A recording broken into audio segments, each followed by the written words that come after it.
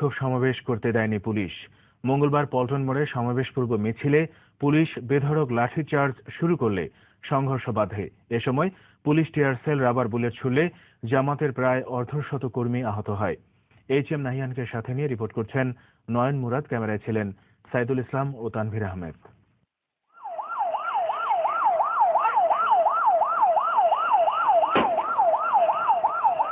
দলের শীর্ষ নেতাদের মুক্তির দাবিতে মঙ্গলবার বিকেলে বাইতুল মোকাররমের উত্তর গেট থেকে মিছিল নিয়ে পল্টন মোড়ে পৌঁছলে লাঠিচার্জ শুরু করে পুলিশ। জামাত কর্মীরাও পুলিশকে লক্ষ্য করে ইট পাটকেল ছুড়লে পুলিশ টিয়ার সেল নিক্ষেপ করে। এরপর কয়েক দফা ধাওয়া পাল্টা ধাওয়ার ঘটনা ঘটে।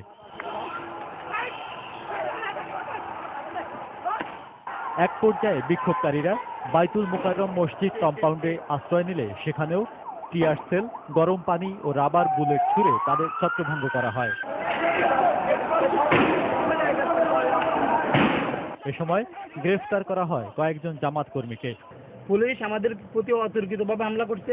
আমরা সুশৃঙ্খলভাবে চলে যাচ্ছিলাম। প্রশাসনের বাধার কারণে আমরা আমাদের শান্তিপূর্ণ যে সমাবেশ, সেই শান্তিপূর্ণ সমাবেশ আমরা করতে পারিনি। বাংলাদেশের ইতিহাসে মনে হয় সবচেয়ে বেশি টিয়ার সেল আজকেই মারছে। তবে পুলিশ কর্মকর্তাদের দাবি, মিছিলকারীরা পুলিশের উপর হামলা করার পরই তারা আইনানুগ ব্যবস্থা নিয়েছে।